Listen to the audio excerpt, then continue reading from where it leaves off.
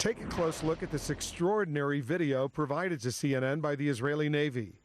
A seemingly innocent jet skier races toward Israeli shores, ignoring repeated orders to stop. As a result, he's shot and killed. A senior Israeli Navy officer says the jet ski was loaded with explosives. And check out this video. An Israeli naval vessel intercepts this small boat with 2 men on board. The same Israeli Navy officer says they are suicide bombers. The Israeli sailors survive, but are seriously injured.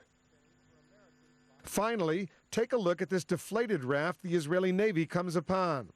Israeli sailors open machine gun fire to make sure there's nothing hidden inside. But under fire, it explodes. Here's how it looked from a second Israeli camera on shore. Most people think of the threats facing Israel coming from the north, whether from Lebanon, or from the east, from the West Bank, or from the south, from Gaza. But there's another major threat facing Israel, and that's a threat from right behind me, the Mediterranean Sea. The senior Israeli Navy officer tells CNN there have been 80 maritime terror plots that Israel has detected over the years. Most have been foiled. Still, Israel has established an elaborate network of early warning devices to monitor threats from the sea, including the nightmare of a cargo ship loaded with explosives. And there's now heightened fear involving the Katyusha rockets that Hezbollah has been firing into northern Israel. The very same rockets that hit, say, Nahariya these days can be launched from the sea as easy and even easier than they are launched from the ground.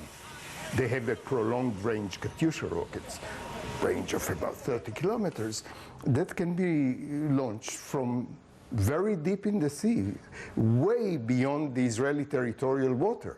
We're here in Ashdod, Israel's major port along the Mediterranean. You can see the facilities right behind me.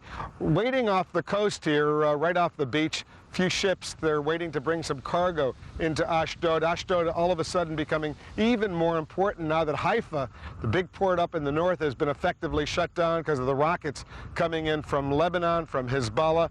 If you go down a little bit further down this beach is Ashkelon, another big Israeli town. That town earlier today saw 2 Israeli kids who were injured as a result of Palestinian Qassam rockets landing in Ashkelon, landing in a park right down the road. Only a few miles down from where I am right now is Gaza.